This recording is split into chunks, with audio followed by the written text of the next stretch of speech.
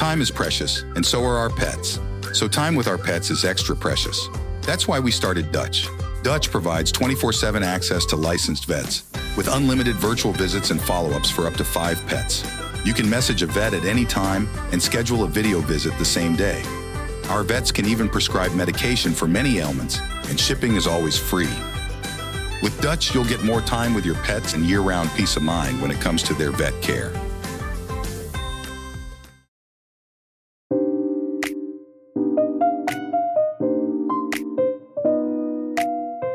Hello, listeners! Welcome to Stars of the Golden Age, a show that highlights the lives of legends from film, music, and the birth of television during Hollywood's golden age and the few years surrounding it. I am your host, Erin Carlson.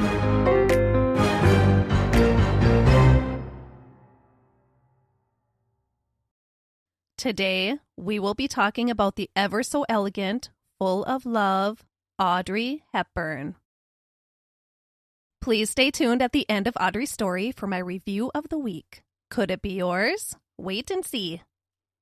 But first, Miss Audrey Hepburn. What image comes to your mind when you think of the name Audrey Hepburn? I think of perfection.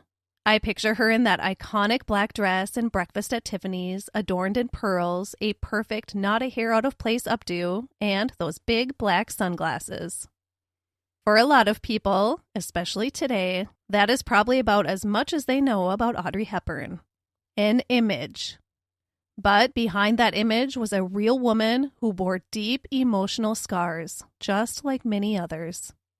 And she grew into a woman that wasn't afraid to hang up that elegant dress and get her hands dirty. Audrey Kathleen Ruston was born in Brussels, Belgium on May 4th, 1929, into an upper-class family. Her father, Joseph, was a successful banker, an aristocrat hopeful, and her mother, Ella, was of Dutch nobility. She was a baroness. Both of Audrey's parents had been married prior to their marriage to each other, and Ella had 2 sons from her first marriage. The boys were 6 and 9 years old by the time their mother had remarried and had Audrey. And they absolutely adored their little sister. Actually, this may be difficult to imagine given who Audrey Hepburn was in Hollywood, but she was quite a tomboy as a child. She wanted to do whatever her brothers were doing.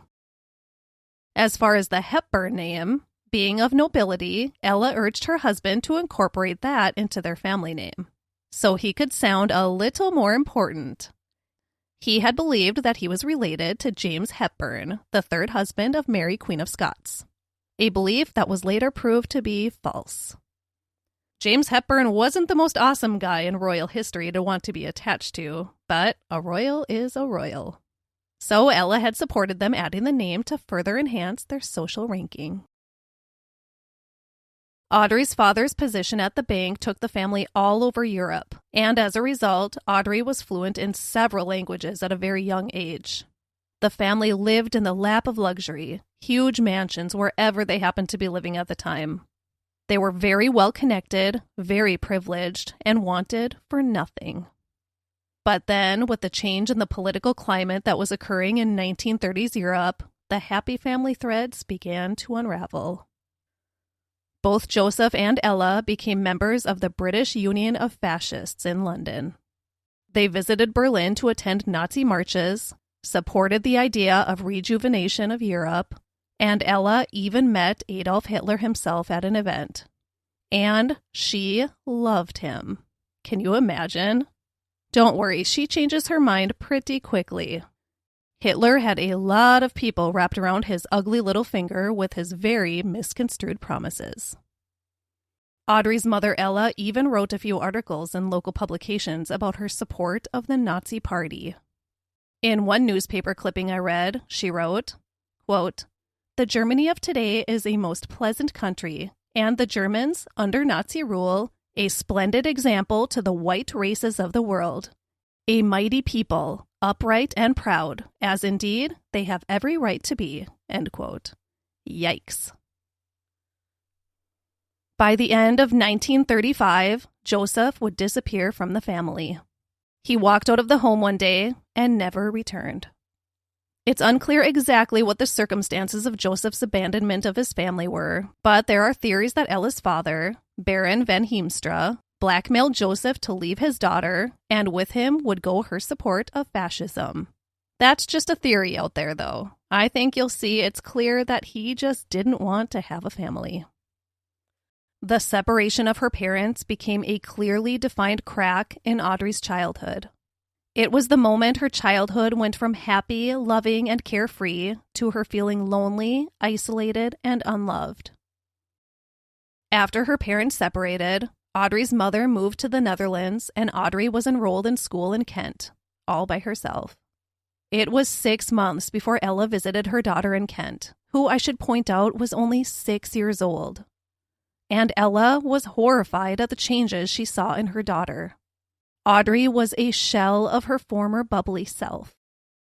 Audrey's parents' actions damaged their daughter so severely that her personality and lovely spirit had been locked away so deeply inside of her that she wouldn't be able to access it again for years. Thankfully, Ella saw her part in this emotionally traumatic experience that had caused such a change in her young daughter, so she moved to Kent to be close to Audrey. The little girl just needed love. Her whole world had been ripped apart the day her dad walked away. Not only was her father gone and her mother emotionally preoccupied, but she was immediately sent away, further digging in those feelings of being unwanted and unloved.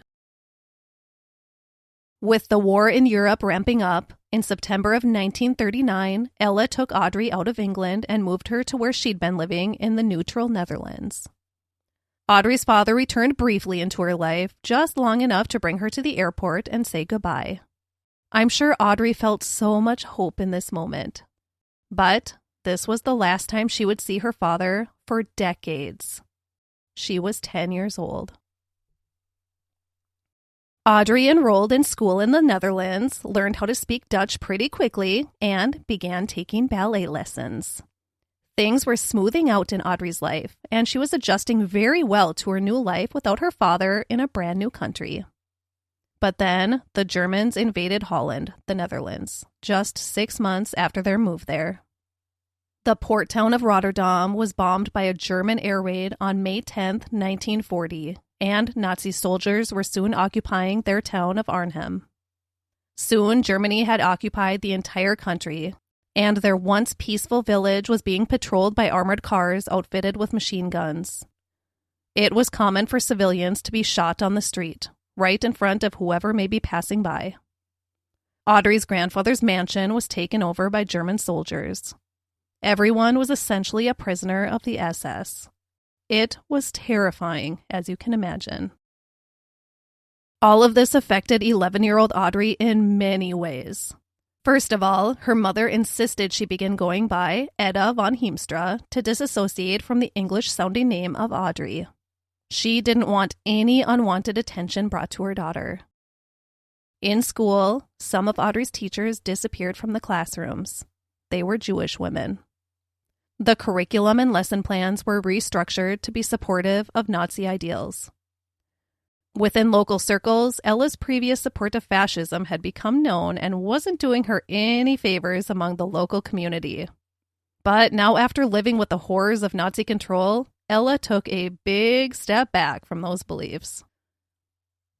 As the war progressed and Audrey grew from a girl to a teenager, she began getting involved in the resistance movement. She delivered the underground newspaper, delivered messages and documents, delivered food to allies in hiding, volunteered at the local hospital, and performed ballet to raise money for the resistance. All potentially dangerous things to do, but she was going to help the innocent residents of her new country any way she could. She would flutter those big, beautiful eyes at Nazi soldiers and have them eating out of the palm of her hand. All to get past them with secret messages hidden in her shoes, putting her own life in danger to help others. Eventually, Audrey and her mother fled Arnhem and relocated to Ella's father's, the Baron's home, not far away. Life was very difficult throughout the entire war. There were food rations, no proper supplies, and constant worry and fear. But they were alive, they were home, and the three of them were together, which was a lot more than millions of other Europeans had the privilege of saying. Unfortunately, Audrey's family didn't come out of the war totally unscathed. One of her brothers had spent time in a Nazi work camp, and her uncle Otto had been executed for his involvement in the resistance movement. The worst part of the war, according to Audrey, was watching the trainfuls of Jewish people being taken away to their likely deaths. The worst, she said, was seeing the children. She never forgot the image of one boy in particular waiting with his parents to board the train and the innocence on his little face. I was a child observing a child, she said. The image of these children, that boy in particular, would haunt her for the rest of her life. Audrey later recounted of living through World War II, quote, "Had we known that we were going to be occupied for 5 years, we might have all shot ourselves. We thought it might be over in a week, 6 months, next year. That's how we got through," end quote. I just want to take a minute to remind everyone to really take in these accounts we read of people who have lived through war and other horrendous events. I think it's much easier to live in denial of these things than face the reality of them. Knowing these stories is really beneficial in being more thankful and content people ourselves. I feel that we are such a modern society of give me, give me, give me, that everyone just feels entitled to every luxury in the world, simply because they want it. Stop and read these stories, and really think about the tragedies so many people in our past and present have been forced to endure. A fight to just stay alive. I could not recommend the book Man's Search for Meaning by Viktor E. Frankl enough. He was a psychiatrist who survived life in Nazi concentration camps. And in this book, he lays out the very detailed horrors of fighting for survival every second of every day. And then he writes about how to take the good from that horror, the meaning of it all, the meaning of life. Parts of it, lots of it actually, are really, really difficult to read, but I think we all need to know these horrors of our past. It's really, really inspiring. Knowing these things and revisiting these kinds of stories helps us be more humble ourselves. For me, at least. I know damn well how blessed I am, and I don't deserve any of it. And it could all disappear in a second. For any of us. Please pick up a copy of Man's Search for Meaning. It's so good. The war finally came to an end in 1945 after a long 5 years. The daily horrors were behind them, but now, like so many others, they were left to pick up the pieces and rebuild their lives. Audrey and her mother were alive. They had survived, and they were incredibly thankful for that. But Audrey was left extremely malnourished, and her body was really fighting to survive. She was a naturally thin person, very thin, but she was left to nothing after the war. She was jaundiced, anemic, and developed a severe respiratory infection. Her body was so weakened. She had a long road of recovery ahead of her to rebuild her strength. She actually came close to death, but cigarettes, of all things, saved her life.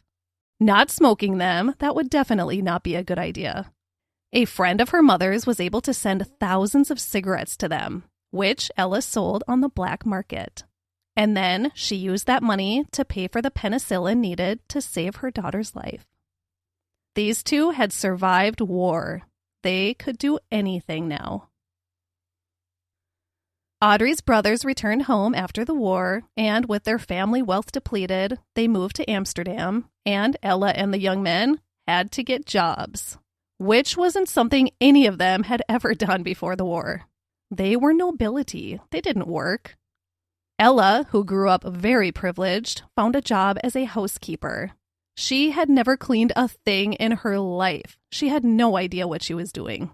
And she lived her whole life before the war giving orders and being waited on hand and foot, not taking orders. Needless to say, the housekeeping gig didn't last too long. Luckily, she found a job that was much more suited for her personality and experience. Flower shop manager. And from there, she worked at a hair salon. And while working at the salon in 1947, her 18-year-old daughter Audrey became a little entrepreneur when she started designing and making hats for her mother's clients. a prelude to her creative design spirit. It was also in this new life in Amsterdam where Audrey's hard work in ballet progressed to the next level. She began training under famed ballet instructor Sonia Gaskell. Audrey dreamed of a career in ballet. In 1948, 19-year-old Audrey Hepburn made her screen debut when she accepted a job in a Dutch travel film where she played a KLM flight attendant. Shortly after that little taste of on-screen action, Audrey was offered a ballet scholarship in London. So it was time to relocate once again. In London, she supported herself with some modeling and receptionist work while she worked tirelessly in her ballet studies. Unfortunately, she was eventually told that her height of 5'7", which was a bit on the taller side for a ballerina, and her still weakened body from the effects of the war would make it impossible for her to ever become a prima ballerina. This crushed her. This was her one dream. So, never to be defeated, she thought she would dabble in acting again. Audrey joined the line of hundreds of other beautiful young talent at a casting call for a musical called High Button Shoes at the Hippodrome Theatre in London. And she got a part as a chorus girl in the production. And then another production, and another. With each one, Audrey stood out from all of the other chorus girls. Everyone noticed her amongst the other women. And she had soon taken London by storm.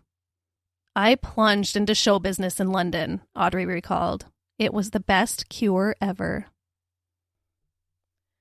In 1950, at 22 years old, Audrey Hepburn first appeared in British Vogue, a publication that would soon fall in love with the soon-to-be style icon. And then she made the jump from the stage onto the big screen, appearing in both British and French films. And just as she was beginning to settle into this new life of mostly minor film roles, everything was about to change for her. The French author Colette, writer of the novel Gigi, had seen Audrey and was interested in her for the Broadway production of her story in 1953. She wanted Audrey Hepburn to play the lead role of Gigi. It was a very exciting opportunity. And then, as plans were being made for Audrey to go to America for the production, American film director William Wyler was in London looking for the perfect lead for his next movie, Roman Holiday. I think we all know who he found for the part. Audrey Hepburn would be perfect. For both projects, actually. One Broadway production in New York and one Hollywood film role in Rome. Audrey Hepburn was about to become a star. When Audrey Hepburn was introduced to American moviegoers in Roman Holiday in 1953, they were presented with something they'd never quite seen before. She was elegant, yet innocent. She was stunningly beautiful, yet there was something almost childlike about her presence.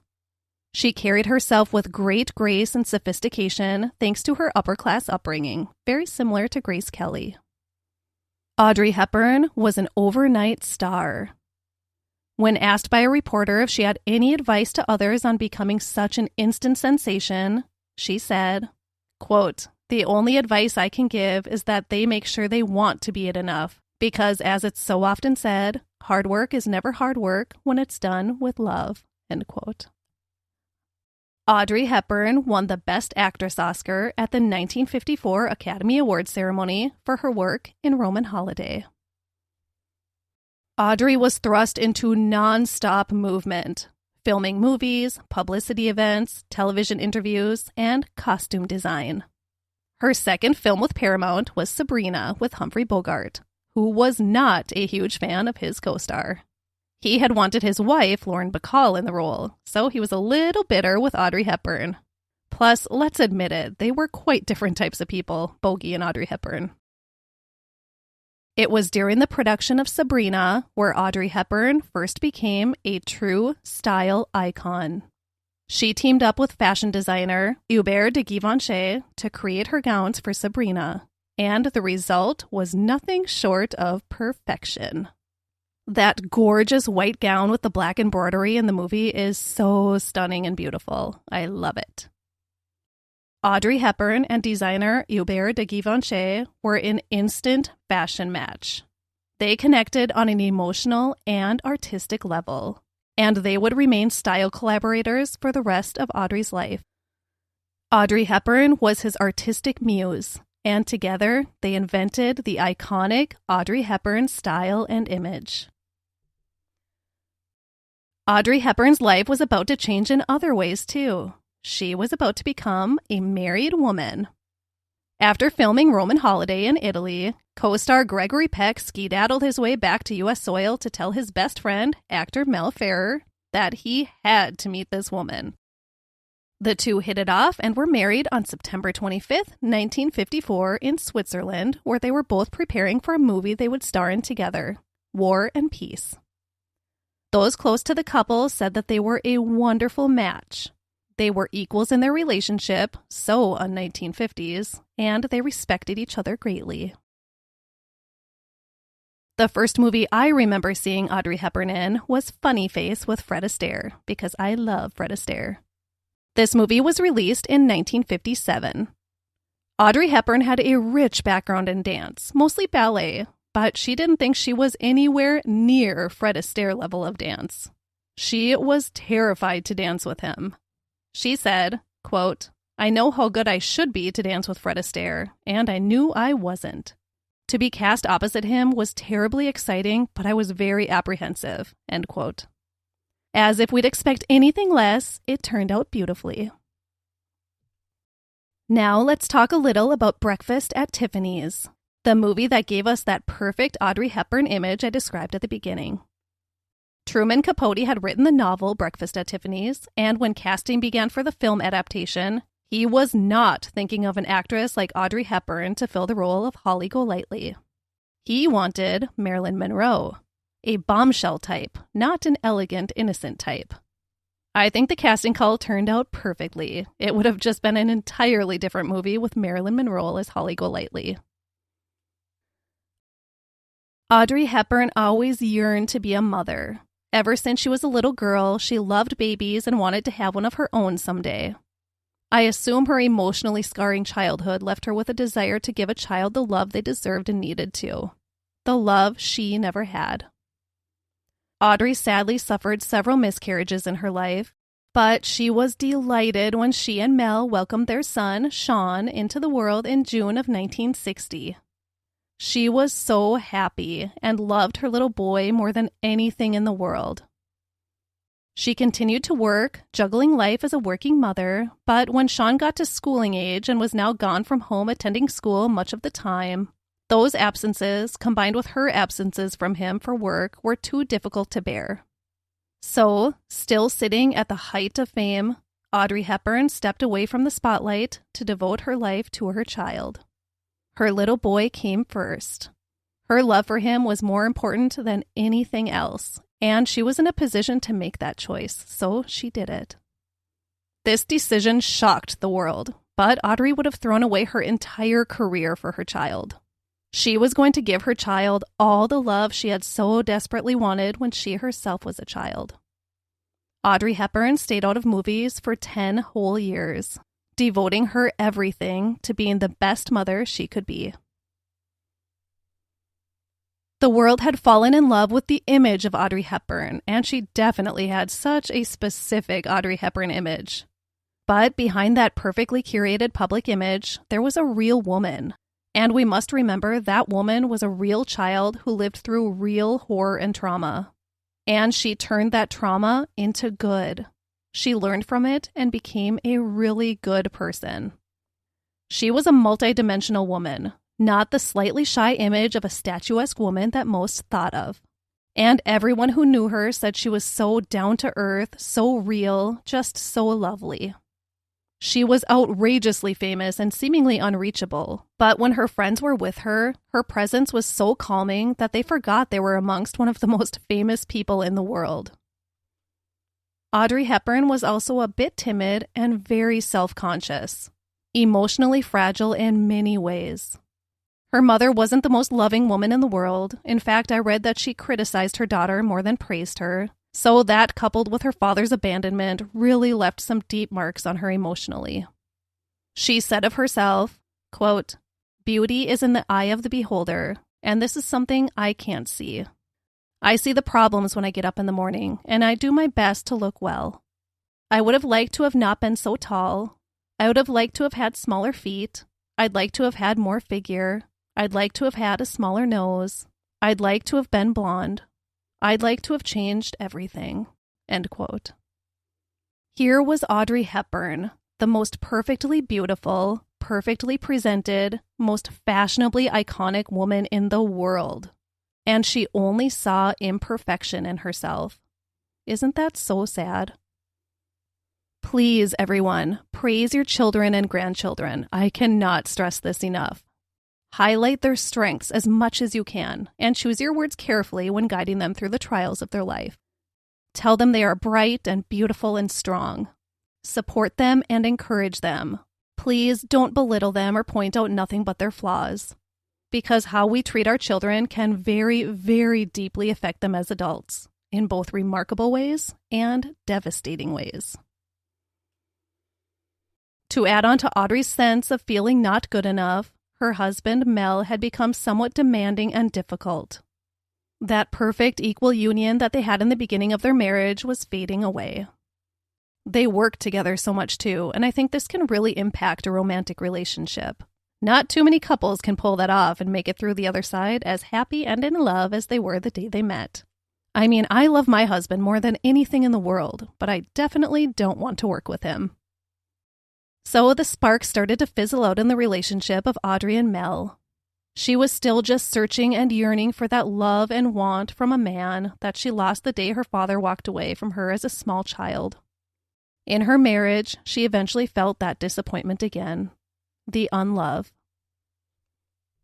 This emotional experience of her marriage showing some cracks urged her to set out and find her father, once and for all. She needed to find her father. The Red Cross helped her locate him in 1964. He was living in Ireland. He surely knew that his daughter had become a global sensation, a huge movie star. But there he was, just living life in Ireland. So Audrey Hepburn packed her bags, and with her husband Mel at her side, she flew to Ireland to come face to face with her father. She didn't ask him all of the questions that had been haunting her through her entire life. She didn't demand a single thing from him. She just needed to see him and know that he was there. I think what she really wanted was for him to have an emotional reunion with her, to embrace her and cry apologies at her. But he didn't do that. He was emotionally cold to her, and I saw 2 photographs of them from this reunion, and his face just screams, "Get this BS over with." She is leaning into him in these photos, and he is leaning away. This did not help Audrey Hepburn's emotional state regarding love and acceptance. What a jerk. And to top it off, Audrey supported her father financially for the rest of his life. She owed this man nothing, but she had a big, loving heart. Audrey and Mel's marriage ended in 1968 after 14 years of marriage. Their son Sean was 8 years old when his parents divorced. Mel Ferrer would spend the rest of his life full of regret. Audrey found love again pretty quickly. She met an Italian doctor named Andrea Dotti through mutual friends shortly after her divorce from Mel. It was another chance at love for her. They married in January of 1969 when Audrey was 39 years old, and she and Sean moved to Rome to start their new life together with Andrea. Just over a year later, Audrey gave birth to her second son, Luca. Audrey was elated to have another child to smother with love. As for her marriage, though, well, Andrea wasn't the most devoted man in the world. This poor woman just wanted love and respect from a man, and nobody seemed to be able to completely give that to her. Andrea had a, quote, complicated personality, and was known to party the night away with other women, oftentimes much younger women. I want to share a passage I heard in Audrey's own voice about her struggles in love, because I just found it so very sad. She said, "Your heart just breaks, that's all. Men are human beings with all the frailties women have. Perhaps they are more vulnerable than women. I think you can hurt a man so easily. You cannot judge. You cannot point fingers. You cannot put anybody in a mold. You've just got to be lucky enough to find somebody who you can satisfy, and then who pleases you if you're lucky. I'm going to read that last part again. You've just got to be lucky enough to find somebody who you can satisfy, and then who pleases you if you're lucky. That Audrey Hepburn thought this way, and I'm sure many, many other women who were disrespected the way she was. Oh, it just breaks my heart. She tried so hard to make her husbands happy, to satisfy them, and she thought she was the one who failed. And yes, you can judge and you can point fingers, especially to somebody who made vows to you and then stomps on you over and over again. It was a different time. Audrey held on to her marriage as long as she emotionally could, just as she had with her first marriage to Mel. She wanted to avoid that heart-wrenching heartache as long as possible, but staying in the marriage was heartache enough. She was lonely, defeated, and sad. The marriage ended in 1982 after 13 years. Audrey left Rome after her marriage ended, and she moved to Switzerland. She left the constant Italian paparazzi. She left the sad memories. She left her past. She left it all to start a new life once again. She was always forced to start a new life. Audrey sought peace in Switzerland. She wanted peace and calm and simple and quiet and ordinary. And she found it. She was able to have all of that in Switzerland. And she also found the love she'd always deserved. As the last layers of her marriage to Andrea shed away into the wind, Audrey met actor Robert Wolders. She remained with him for the rest of her life. With him, she found love, affection, devotion, and best of all, safety. All of the things that she'd yearned for her entire life, since the day her father walked out of the door and out of her life. Audrey Hepburn, in her early 50s, had finally found true love. And he was quite a hottie, if I do say so myself. Much better looking than Andrea, who could have been Andy Kaufman's twin brother. Not that appearance is all that matters, but it sure doesn't hurt, right? She also stepped into humanitarian work during this new chapter of her life. I'm going to try not to cry, but I cried so hard and so often writing this part of the script. After speaking at an event about her experiences during World War II, she was asked to become a Goodwill Ambassador for UNICEF in 1988. Yes, she loved her quiet and simple life in Switzerland, but if she could help children, she was going to help children. For children, I'd go to the moon, she said. Audrey Hepburn, the little girl who always wanted to have babies and to be a mother, was now able to share all of her heart with so many children around the world who really needed it. She helped the children, and she helped herself. Her humanitarian work, it turned out, was exceptionally therapeutic for her, too. This is my absolute favorite part of Audrey Hepburn's story. I love children so much, and I'm a strong advocate for the positive well-being and health of children. And the fact that Audrey Hepburn devoted this chapter of her life to children in need, it's just so admirable. It was really difficult for me to read and watch the portions of my source materials about Audrey's work with children. I cried. I would have to stop, and then I would cry again. It took a while to get through. It was heartbreaking. And in footage of her with UNICEF, you can see the devastation on Audrey's face, too. You can see her holding back tears, being strong for the children. This was hard work, emotionally crippling work. Work that most people would choose to avoid for their own emotional protection. But not Audrey Hepburn. She said, quote, "To enter a food center for children, to smell the death, seeing the corpses being taken away. I'm sorry, I just can't get through this part. Those tiny faces, it's unbearable. To see small children just die in front of your eyes because they're starving. It is just so totally unacceptable. End quote. She watched children die. She held small children as they gasped for air and took their last breaths. Audrey took a stand.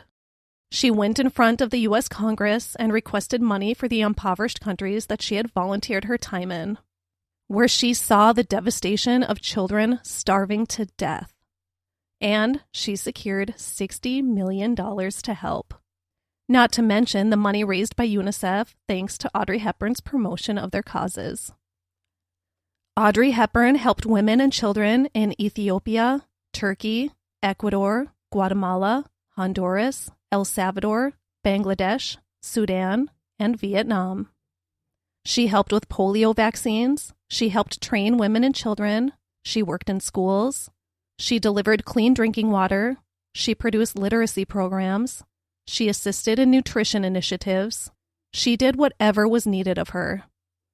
Maybe most importantly, though, she provided comfort. Audrey Hepburn was a selfless woman, especially when she continued to work in these harsh conditions with UNICEF, even after she began experiencing stomach pains. The pains worsened, yet she continued to help the children. It was cancer. Audrey Hepburn's body was overtaken quickly by the cancer spreading through her body. There was barely time to accept the disease and plan for whatever the future held. It was too late. Audrey Hepburn, war survivor, ballerina, fashion icon, screen goddess, humanitarian, and beholder of a huge, genuine heart, died on January 20th, 1993. She was only 63 years old and had so much more love and compassion to give the world. Now, I would like to share some other interesting things I learned about the wonderful Audrey Hepburn during my research. Bullet point number 1. Audrey Hepburn won the Triple Crown of Acting, an Oscar, an Emmy, and a Tony. Bullet point number 2. The white gown I love so much from Sabrina, well, it landed in the personal collection of Debbie Reynolds and Carrie Fisher for a while. And in 2017, it was auctioned off for $217,600. Bullet point number 3. Probably the most iconic dress of Audrey Hepburn's, the famous black dress from Breakfast at Tiffany's, also sold for a pretty penny at auction. A very pretty penny. $920,000 in 2006. Bullet point number 4.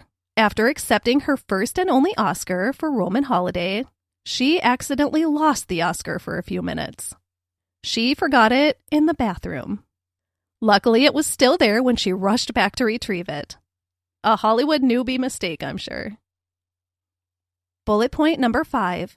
President George H.W. Bush presented Audrey Hepburn with the Presidential Medal of Freedom in December of 1992 for her outstanding work with UNICEF.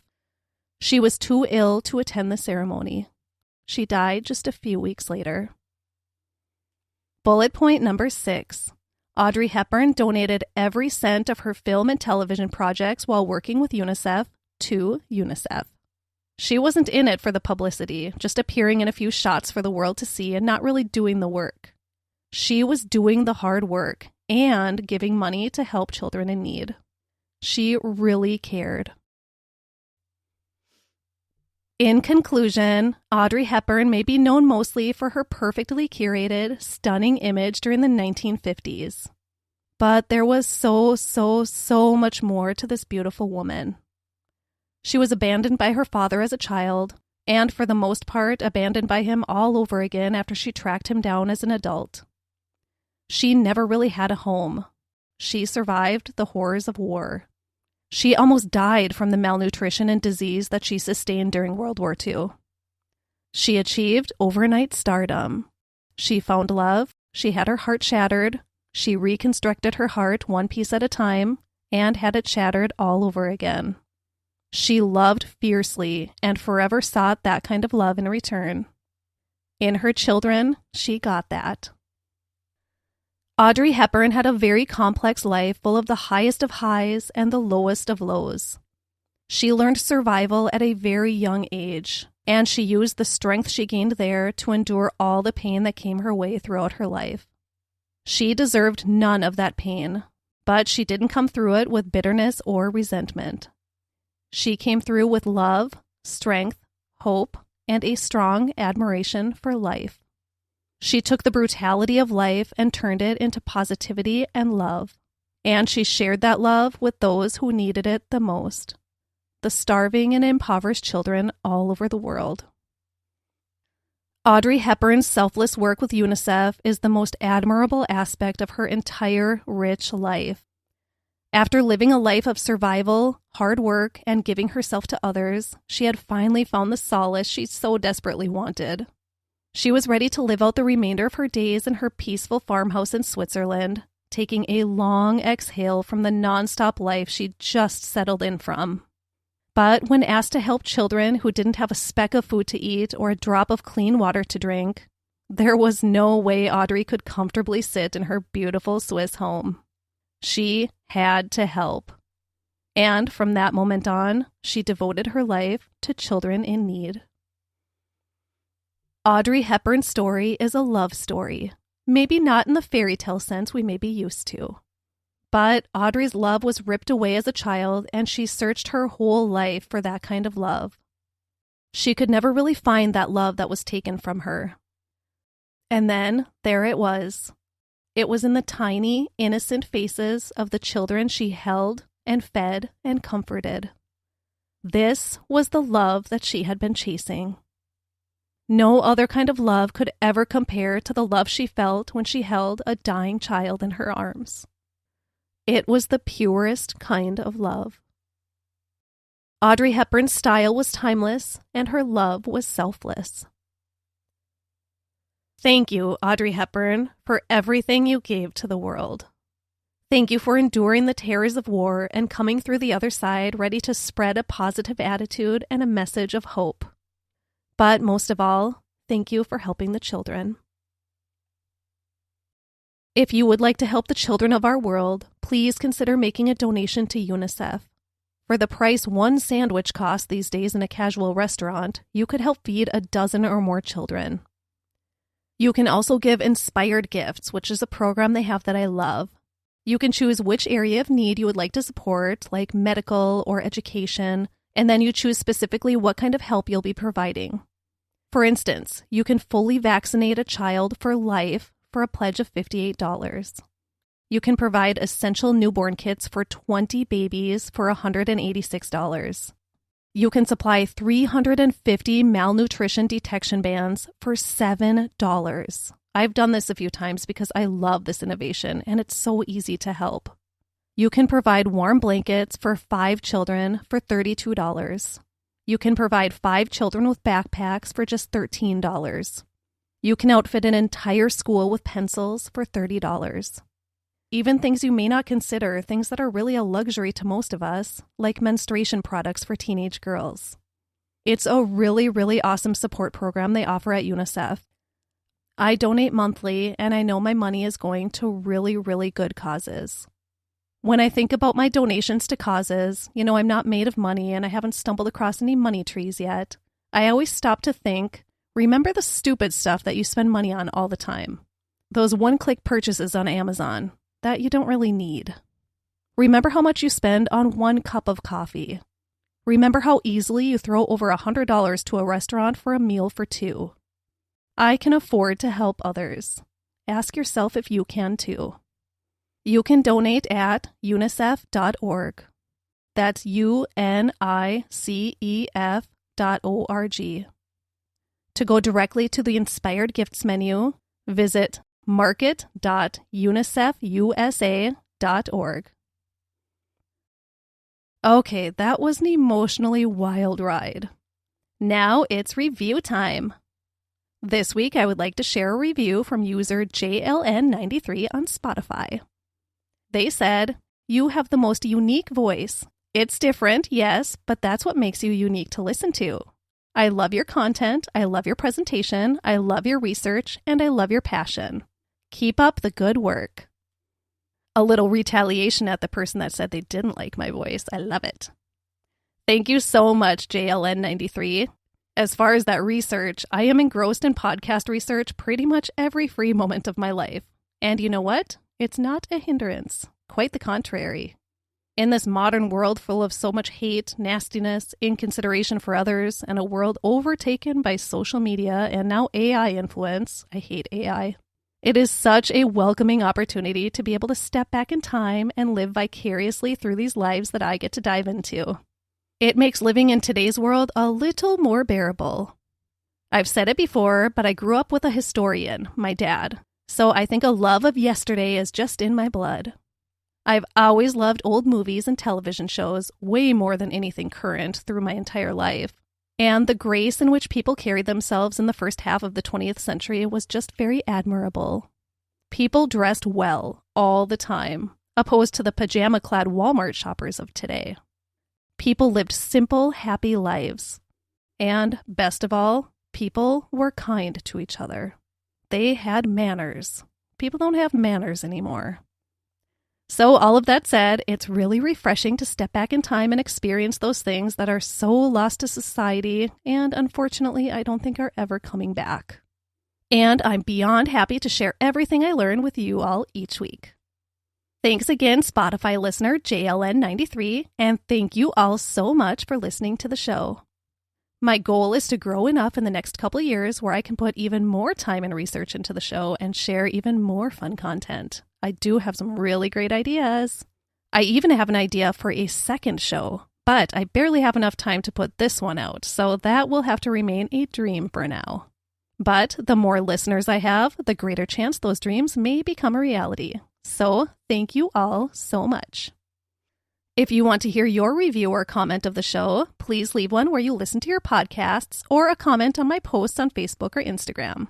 And maybe I'll read yours in an upcoming episode. Even if it's bad, I'll read it and promise to be nice about it. And these reviews also really help with show discoverability, so it's very helpful. One more thing, and then I will let you go, I promise.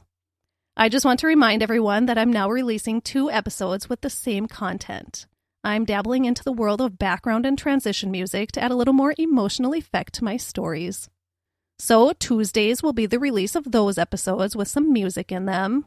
But if you are sensitive to podcasts with music incorporated in them, like I am releasing the same content with no music added on Wednesdays. They are labeled as sensory sensitive.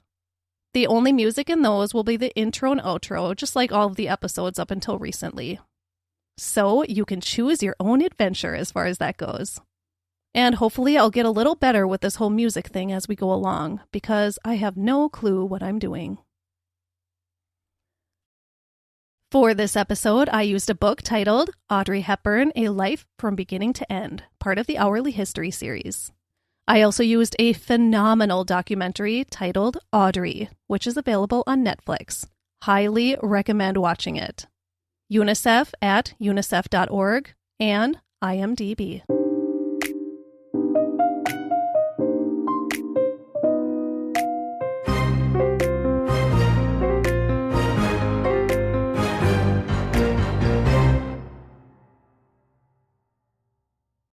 Time is precious, and so are our pets.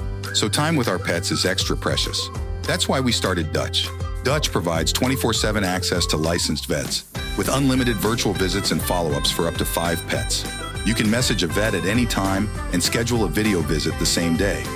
Our vets can even prescribe medication for many ailments, and shipping is always free. With Dutch, you'll get more time with your pets and year-round peace of mind when it comes to their vet care.